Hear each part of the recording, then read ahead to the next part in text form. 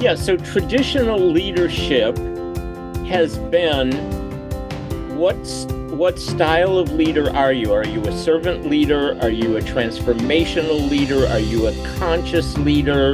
There's all these different, are you a directive leader, tell people what to do? So there have been, traditional leadership has been, what style are you? What traits do you need to have? And what skills do you need to have? That's what we would call a three-dimensional leader, which normally occurred in a business model called a hierarchy. So in the hierarchy, you would have traditional top-down command and control, do as you're told, will manage you, right? In some cases, fear-based, right? And then if you were to say, if you are a CEO or a C-suite leader, and you are managing in that three-dimensional world, what would be the one word that would describe your relationship to power? In my mind, it's called coercive. Do as you're told is coercive. Out of a coercive environment like that, what happens? People are less engaged, people are less connected, people are disempowered. Welcome to Season 4 of the Manage Self, Lead Others podcast with Nina Sunday, CSP, for experienced and aspiring people managers. This show helps you explore ways to become a more intentional leader. Each episode, host Nina Sunday speaks with some of the brightest business minds on the planet who share a passion to elevate and transform team culture. Workplace culture hides in plain sight. Is yours flourishing? Join the movement to make your workplace a better place to work. Are you ready? Because it's time to manage self, lead others. Welcome, Dan Silberberg, to your episode on Manage Self, Lead Others, and let's keep going. Awesome. So I want to explore the possibility that if you are a C-suite leader, or even if you are a leader, and everyone is, and we'll get into that, we are somewhat programmed by early childhood and our belief system. So we take the early childhood and the belief system, that's kind of who we are, that's how we think, that's how we behave, that's how we see the world. And then we take that three-dimensional leader play, and I say it's enterprise suicide in the 21st century. So why do I say that? Well, we're in a world very different today than previous. So today we're in a world of disruption. We have geopolitical disruption, we have social disruption, we have economic disruption, we have political disruption, climate change. There are multi-dimensions of disruption, right? And every one of them for a C-suite leader particularly could be a full-time job. Mm-hmm. To have 7 or 8 of them all at once is difficult. It's an onslaught. It's a tsunami. Right? So we have this foundation of the disruption. So now if we elevate above the foundation of disruption, what is the temporal world we operate in? Mm-hmm. It's volatile. It's uncertain. It's unpredictable. It's highly complex. And there's a lot of ambiguity. So now as a leader, if I'm going to do top-down command and control, do as you're told, take a look at the enterprise today and see if you can imagine in your imagination, what does an iceberg look like? Here's the water level, 10% is above and 90% is below. So you in the C-suite are probably seeing 10% of what's happening in your company. 90% is underneath with the people closest. So your salespeople probably have a whole better idea of what feedback they're getting from customers than you sitting isolated in a C-suite, right? And you can go through each functional area and take a look at the different areas of your business. So now we need to look at a business model idea change. We also need to look at you as a leader change. So now some of the things that were less needed in the 20th century, we didn't have a digital world. So now critical thinking and analytic is core. We didn't have necessarily so much social emotional intelligence. Now, because of 5 generations in the workforce, if we're not flexible in understanding the different generations, then we're going to have a pretty toxic culture, right? So now we came out of the 20th century. That was what's called a complicated world. What do I mean? Well, if you took a look at the Industrial Revolution, that was about production. That was the assembly line. Yep. Very complicated to put a car together. Lots of different material, lots of different pieces that go together. But once it was engineered, you were done. Yes, true. It wasn't complex, it was complicated. Yeah. Right. We're in a world of speed of change, technology, speed of change. It's complex, it's not complicated, because what you settle in on today in an hour could change, in 10 minutes could change, in 10 days. And also, it's not a black and white solution. It's an evolving solution that changes as the situation evolves. Yes, it's iterative, and that's why it's multidimensional. So now we have a foundation. Now we have an environment defined. Now we have some of the skills and context. If that weren't enough for you in the C-suite, let's go up a layer and let's now look at technology. We have VR and AR. We have AI. We have ML, machine learning, right? We have quantum computing. We have data science and digital analytic. Anybody understanding why command and control might not be optimal? Well, the trouble with command and control, if you think about transactional analysis, that's parent talking to child rather than adult to adult. And if you turn your team into children, they won't think for themselves. They'll wait for orders. Well, not only that, but again, let's talk about, are your people committed and dedicated? We have a whole generation who goes, I only work 9 to 5. I don't do anything more than what I'm asked. I don't work on weekends. I don't have a work ethic that baby boomers had. I don't believe that my life is dedicated to corporate. So it's a very different kind of a thing. So I sit there and go, I'd like to be on the phone with you, Nina. And you're a Gen Zer going, I don't go on the phone, dude. Text me. Let me know what you want. Okay. Yeah. So very different. So 73% of people, according to research, say they are unengaged in their work. Part of it is the business system. Part of it is how they're being led. And part of it is the work's boring. Yeah. Yeah, because it's so compartmentalized and people are being paid to do the job they're paid to do, which is very inside the box. They're not rewarded for creativity. Well, how much of the work is rote? And the more it's rote, the easier you get bored quicker. Yeah, true. 20% of people have enough resentment that they are actively, whether consciously or subconsciously, sabotaging the business. Mm-hmm. So what does this mean? What it means is companies talk about, we're going to do a culture change. Backwards.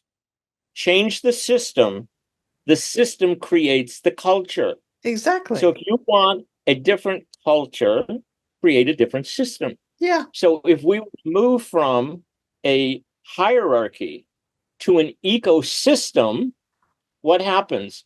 In big companies where there's 30,000 employees, 100,000 employees, Dunbar's number says once you get past 150, you're not manageable anymore.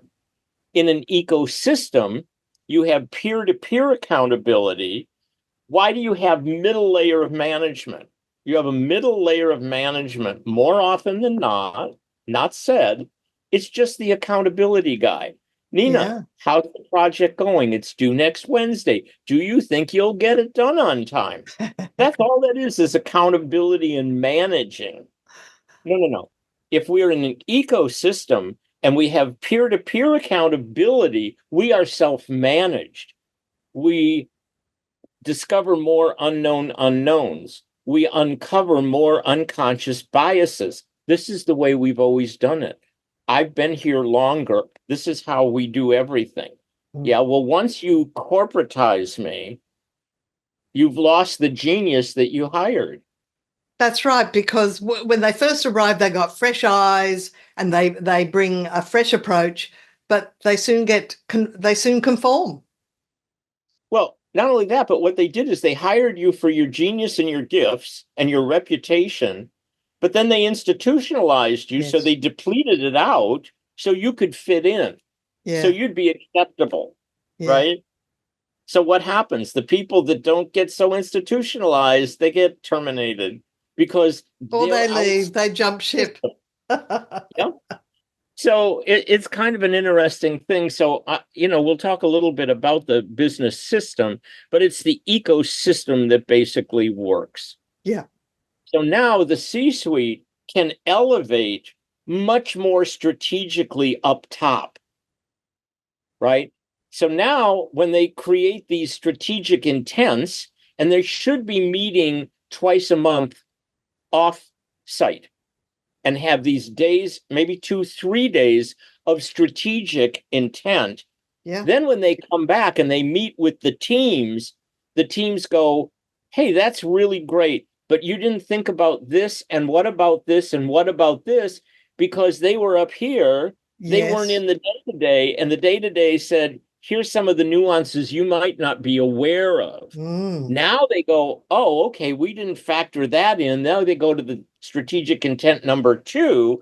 That gets factored in, and they keep doing this. This is the iterative process for adaptive decision making, real-time decision making, data decision making, very different than what the 20th century was about.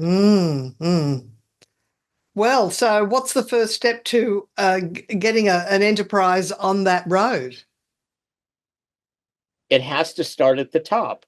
And the biggest question for the C-suite leaders, what is your relationship to power? Right. Is it a one-word answer or is it a treatise? I would imagine for every C-suite leader, it's different. Yeah. Right? Some would say, well, just do as you're told. Some would say, I like having people being at each other's throat. I worked in a company where they loved that contentiousness. It was a gladiator style system, and let's see who emerges, right? There's others of them that are softer. There's others of them that are much more directive, right? There's others of them that seem to change leadership every 20 minutes. I don't mean 20 minutes really, but there are companies that'll have 5 leaders in 5 years. I worked in that environment as well. There's no stability in that. There's no continuity in that, right? So it's a question of, if you're at the top and you're used to telling people what to do, what happens when it flips and you're at the bottom? Now you're a coach. Now you're a mentor. Now you remove resistances. Now you actually listen and seek information from your teams so you can be better.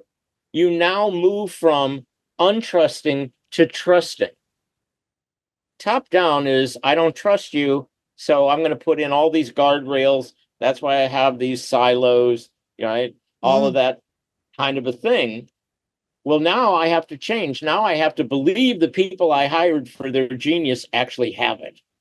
And this requires emotional intelligence. It requires, this is all about the soft skills of empathy and, intentional communication and treating people with respect, psychological safety, all of those soft skills that really 20 years ago, we weren't even talking about that. Culture was not really on the agenda. It was results. And so we are moving gradually into this new dimension, which is lovely, but tricky. Yep. So in a multidimensional world, we go from what I call the phenomenological. That is your lived experience. That's how you think. That's your belief system. That's how you behave with others.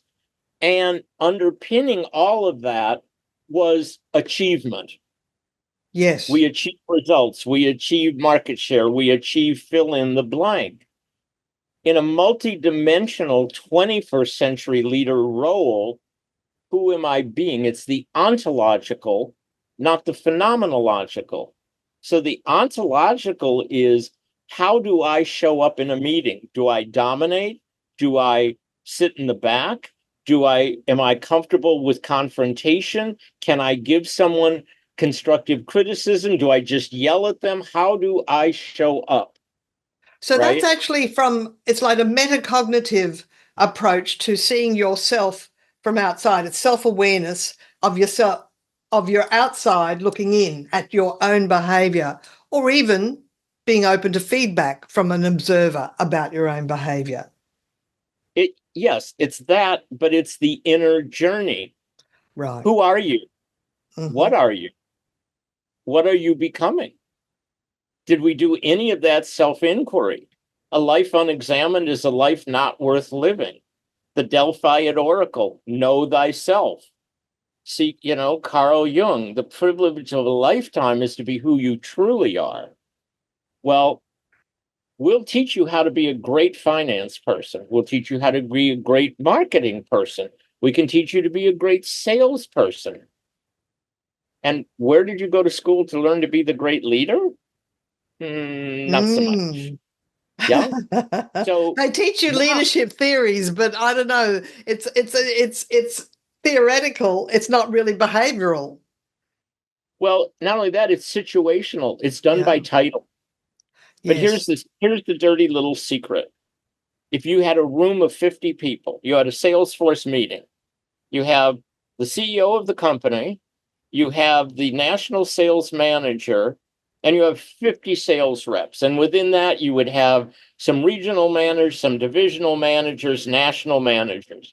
Who's the leader? The CEO? Yeah, that's what most people would say. Yeah. But that's not the right answer. No. The right answer is everyone in the room is leading all the time. And the Exactly. question is, to what? So you will have people that are sycophants. They will flatter people above them. You have people who will sit and nod like this. Nina, that's going to be such a great program.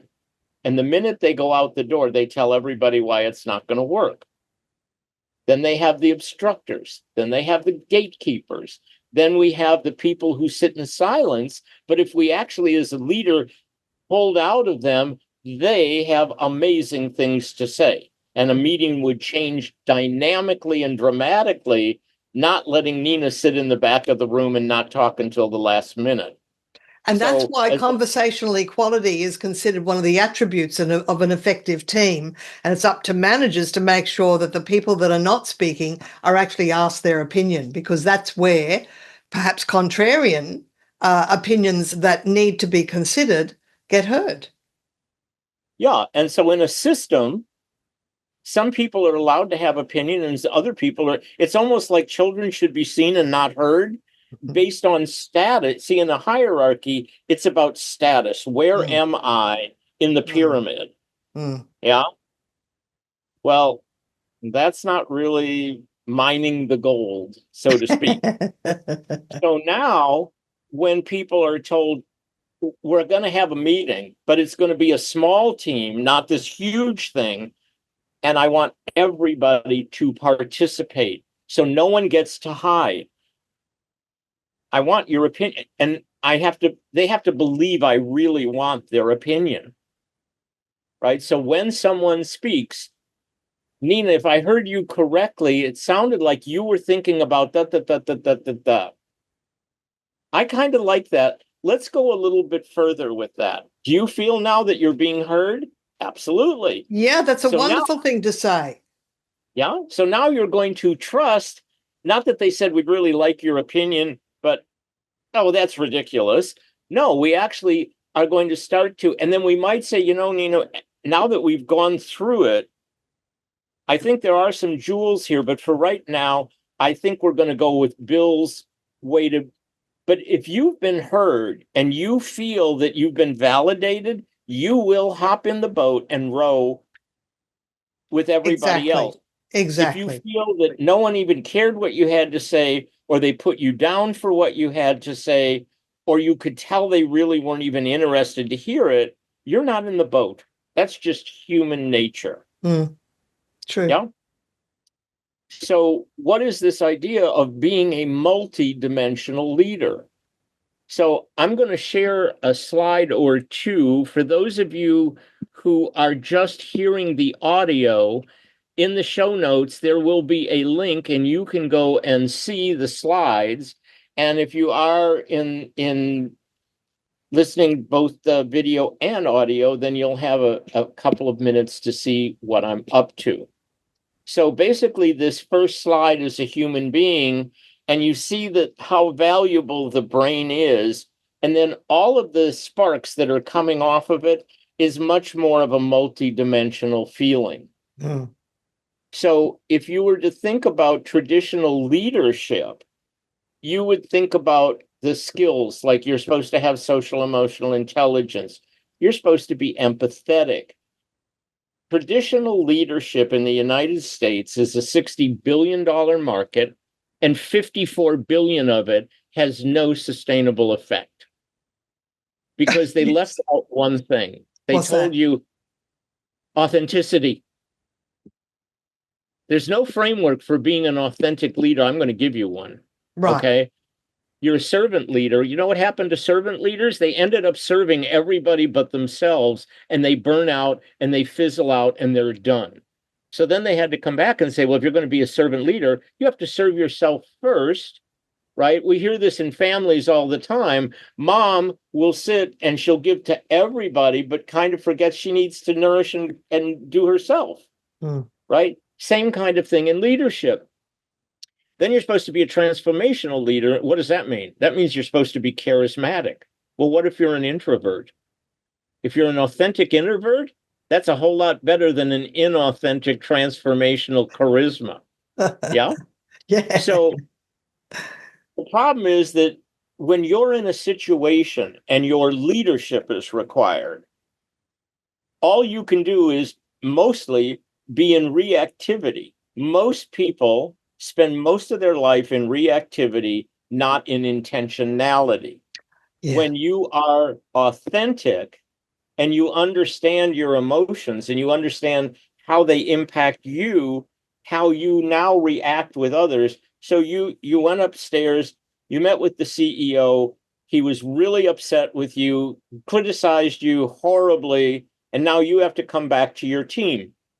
So do you come back and be the same monster the CEO was with your team and blame them? Or do you breathe and go, you know what, this is for me to hold. I can work with my team and say, you know what, I met with Bill or I met with Gene, and here's what they like about what's working. Here's what they don't like about what's working. How do we get this on board? And now I can be an inquirer of the team. And they don't have to know that, I got so upset I didn't know what to do. I had to come back and yell at them, right? Much more intention, much more positivity. It's not Pollyannish. It's me taking the time to integrate in my own experience. And then if I take it in and I'm stressed out and now I'm in fight, flight, freeze, and my executive function has shut down, I will invariably make bad decisions. So the one thing I know I want to do when I come out of a meeting like that is to have some time to myself to cool down, do some meditation, breathe, do some things, self-soothe, so that I can get my executive function and good decision making back online. So I don't know, for most people, I'll read some of these for you. I've never seen these in leadership training. What is happening physically in your body? Is your chest open? Is your breathing easy? Is your body more constricted? Is your breathing shallow? What's going on with you? That's really important. What Your is the breathing is very important. We need to breathe into the diaphragm, and people often haven't even heard of the diaphragm. Yeah. Well, but you're not going to do that if you're triggered. Yeah. So when you look at your physical body sensations, one of the things is, are you triggered? And if you're triggered, what about that is happening? We talk about that a little more. So you have emotional body and feelings. You have mental thoughts and belief. The guy that just yelled at me reminds me of my dad, and he's totally irresponsible with his anger. Well, if that's what my belief is, I never saw him for who he was.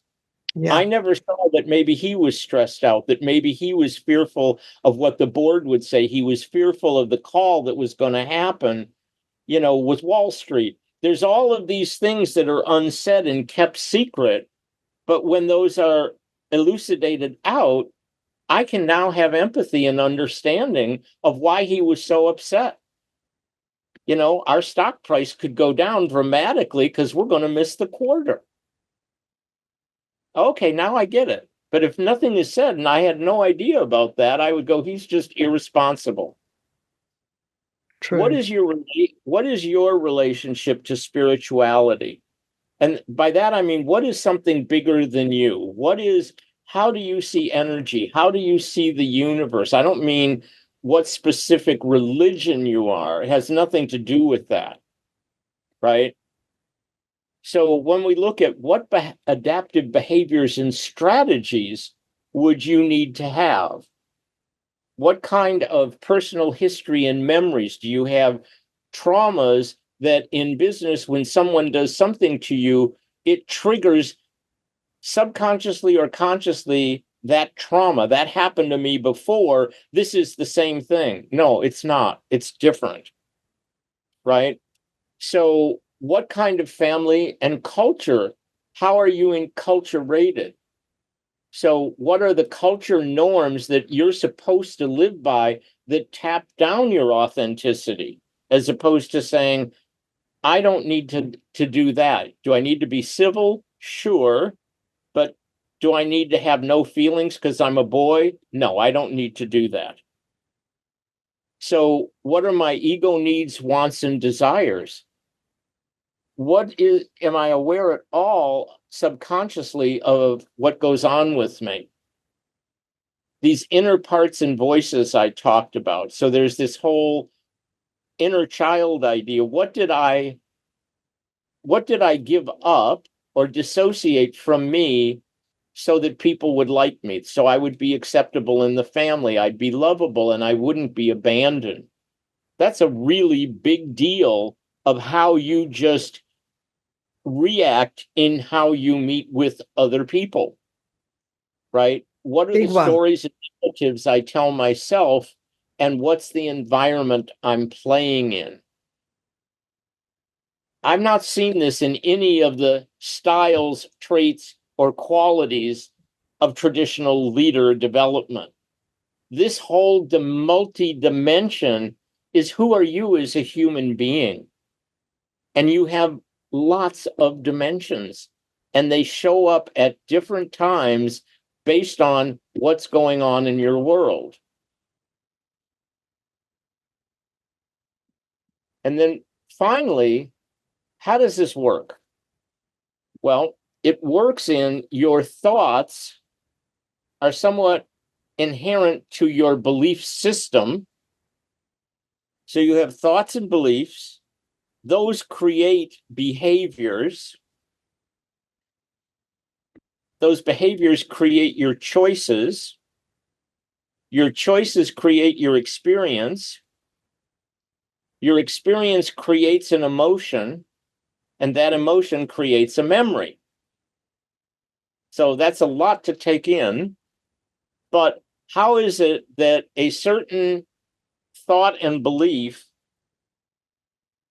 let's back up. So you have a particular experience. You're in the C-suite and you get this constructive criticism.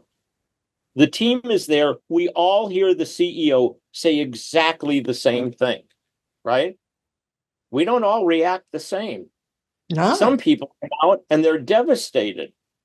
Other people come out and go, he's just blowing off steam. Other people come out and go, there's certainly a nugget of truth in that, but I can also see that he has a sense of humor about it as well. So, what is the lens by which we get to see the world? This is the key to me to ontological multidimensional leadership. When I understand my background and I understand how I was raised and the belief systems that were implanted into me, I now get to a present moment where I have choice. The present moment of choice is where my power exists. It doesn't exist in looking regrettably, shamefully, or in the past at all. And it doesn't help when I'm looking anxiously into the future that hasn't happened yet. Yeah, exactly. You can be anxious about the future, but that doesn't empower you at all. No, and most of the time, we tend to create an anxiety and an anxiousness of a worst case scenario. That's right. right. Exactly. And most Because of you the- know what? most It of the often time it isn't doesn't as bad happen. as you think it's going to be. So this will be a little out there, but if you want to understand a multidimensional quantum world, the past, the present, and the future all exist together. And it's which thread do you want to pull? Let me say Yeah. that again. The past, the present, and the future all exist in the present moment. There is no, it's an illusion to think there is a past and a future and a present. They are inextricably bound into that second. Yeah. Which one are you going? It's like a deck of cards. Do you want to pull out the ace or do you want to pull out the two? The two is the past, the ace is the present moment, and an eight is the future. It's not easy being, I'm not saying this is easy, by the way. It's human. It's philosophical, and not all leaders have come through even reading. Would you have to be reading philosophy to be able to be considering all these Well, inputs? It's certainly helpful. So, for my background, just to give you a quick thing, I have a master's degree in leadership and coaching. I didn't get a traditional Stanford, Harvard, MIT leader program of what's your style, traits, and characteristics. Mm. My program were the great psychologists, so Freud, Jung, and Adler. My program included attachment theory. So how was I attached as a little boy? Did I have a secure attachment, an insecure attachment, an ambiguous attachment? It included humanism. So people like Fritz Perl and Gestalt, people like Viktor Frankl, right? So there's a whole Abraham Maslow, the psychology of needs, the levels of consciousness, and all of this. Then there were existential principles. So that was philosophical. People like Nietzsche and Sartre and Heidegger and that sort of thing. And then neuroscience to understand that our beliefs and our thoughts, what fires together, wires together, but we have neuroplasticity in our brain. If we change our thoughts and we repeat that enough, the old patterns leave and new patterns get replaced. So I have some processes for doing that that actually will literally rewire your brain in 45 minutes. At this point, because we are continuing on, it's not an end. This is a long form episode. We'll go for about 48 minutes. At this point, to what extent in your leader council do you explore these aspects of the cells? Yep. So in the leader council, this is a program I have two of them. One is a leader council for C-suite leaders. Yeah. And the core here is to move you from the reason you got to the C-suite. You might be highly political and really adept, but I think most people get there because of the brilliance, excellence, and ability to execute a functional expertise. You're great at marketing. You're a great sales guy. That's why you're the national sales manager, right? You're a great marketing person. You become the CMO. You were great as a controller. Now you can become a CFO. And we teach you and you repeat over and over skill set. We do the same thing in the Leader Council. There's 13 modules of leader training of all of these kinds of things I'm talking about, right? So what's the language of leadership? The first module is tell me your story, answer the question, who am I and what am I? Tell me, where do you operate in bad faith? In other words, where do you blame others and where do you play the victim? And then tell me your relationship to spirituality. Those Well, a lot of things, C-suite people are not used to being asked, what's your relationship to spirituality, apart from if they are actually religious people who perhaps visit a church of any denomination. Yeah, but Nina, the spirituality has nothing to do with organized religion. Right. It has to do with energy. And in a multi-dimensional world, energy matters. So we're going to look at energy, right? We're going to look at, can you think of something bigger than yourself? That is a spiritual realm. That is Maslow's self-actualization to the next level. Yeah. So we want to move there because if you have a relationship to this bigger idea, then how you treat people, wanting to see that their potential, just like yours being realized, that's my relationship to spirituality. My company is Intellikey. It's that embedded in each of us, which is the genius, gift, and artistry we're here to deliver. So as a leader, I am wearing all the time one of those miner's lights so that I can shine a path. I'm adept enough to see who you are, what your potential is, and that light shines a path, and I put you on it so that you realize your potential. How many managers did you have that could speak to that? Not many. I love that metaphor, and it's enabling people to move into their true destiny, their right livelihood and true destiny. Exactly. And when I start to see the brilliance, genius, and gift in others, guess what? I get to see it in myself. Exactly. And now I can also, we all experience, this is the collective that I believe is missing in the world of zero-sum game. That's the three-dimensional world. I win, you lose, I get promoted, you don't. This is a whole different way of acting. And so I think it's really important. And then the other part of it is that we will work with you on your business issues. So coming out of global billion-dollar, publicly traded, multinational companies, having done global turnarounds of brands, having done 5 startups, having a tech background with EDS and Oracle, having a consulting background in McKinsey methodology and A.T. Kearney, I've seen a lot of movies. But then we also have other people who come in with business expertise that you get the benefit of. So it's a very dynamic environment. So that's one council. And the other council that I have is what I'm calling the leader operating system. And this is where we work with vice presidents, managers, directors, people who aspire to the C-suite. We get you earlier.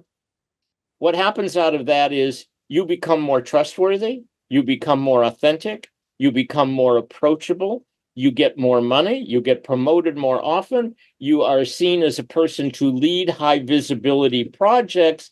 And the best thing is people in the company hear about you and they talk to HR, I want to work with Dan. That's your reputation going before you. Mm. Yeah. So this is very dynamic. I think I don't know anybody else doing something similar. I know a lot of people doing traditional leader development. Save your money, because what works is you and your own personal growth. I've done men's work and personal growth for 40 years. I've worked with more than 20,000 people.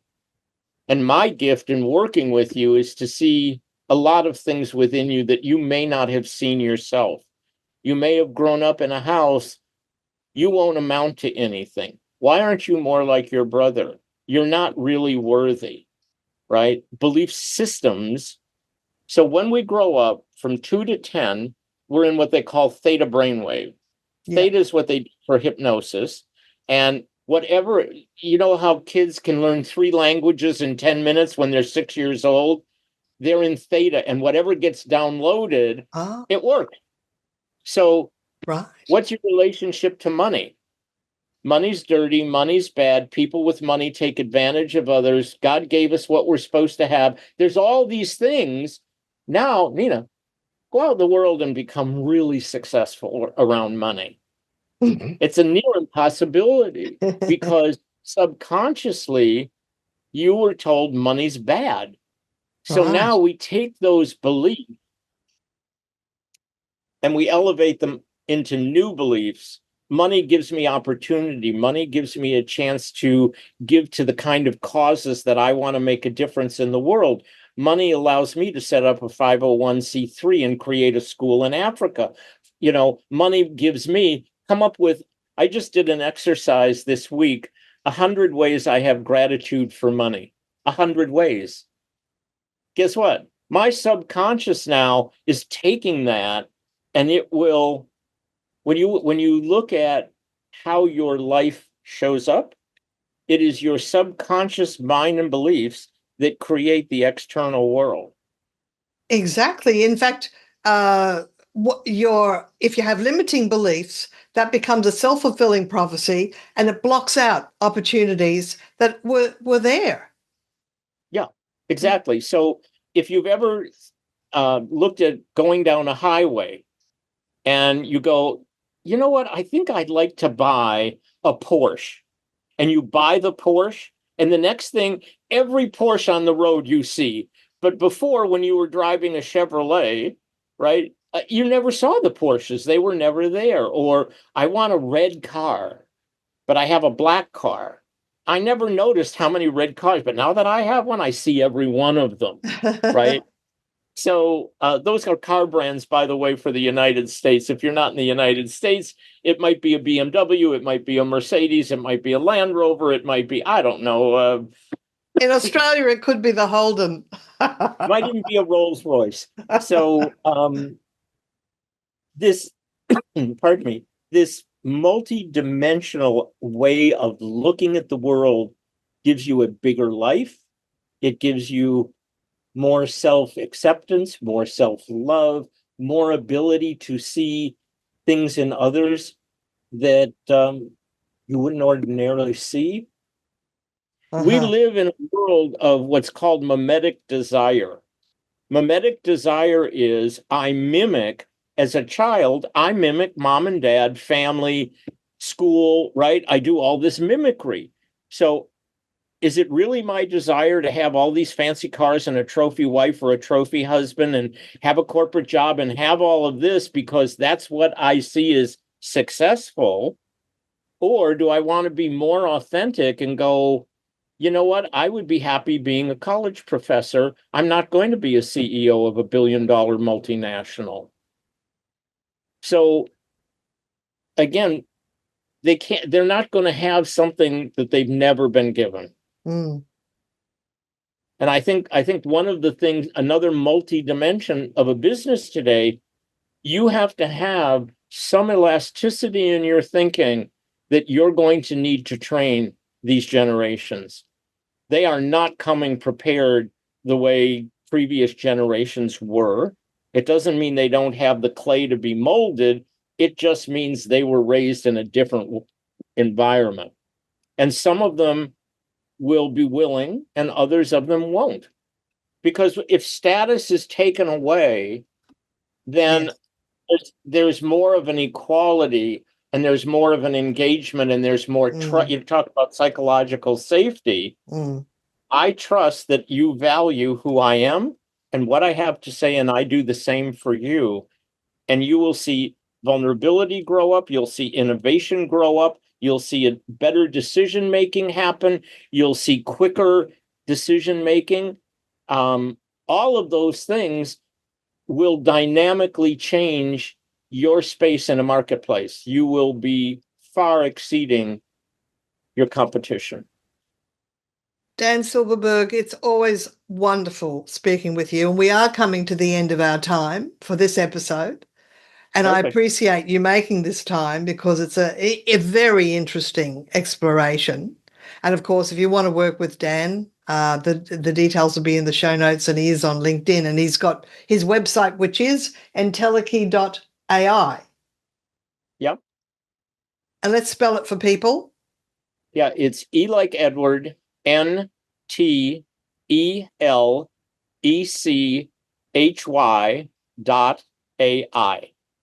Entelechy.ai. It's an Aristotelian term, is that right? From Aristotle? It's from Aristotle, and the whole idea behind entelechy is that within an acorn, implanted in its entelechy, is growth to become an oak tree. Not every acorn becomes an oak tree. Your entelechy is embedded in you as a human being, just like your DNA. Some people will rise to become, and others won't. So you can stuff it, you can avoid it, you can sabotage it, but you can't get rid of it. It's in there, and with the right training, assistance, commitment of someone to help, it will flourish. Just like watering the garden, the flowers flourish. Absolutely, Dan. Well, it's your true destiny that you're bringing out for people, and I appreciate that this is your true destiny. Thank you so much, Dan Silberberg. It's my privilege. Thank you, Nina. We've been speaking with the amazing Dan Silberberg on the Manage Self-Lead Others podcast for experienced and aspiring managers to elevate their leadership and reshape culture by keeping up to date with trends in self-leadership, leading people, and also the evolution of their personal self. My name is Nina Sunday. See you next time.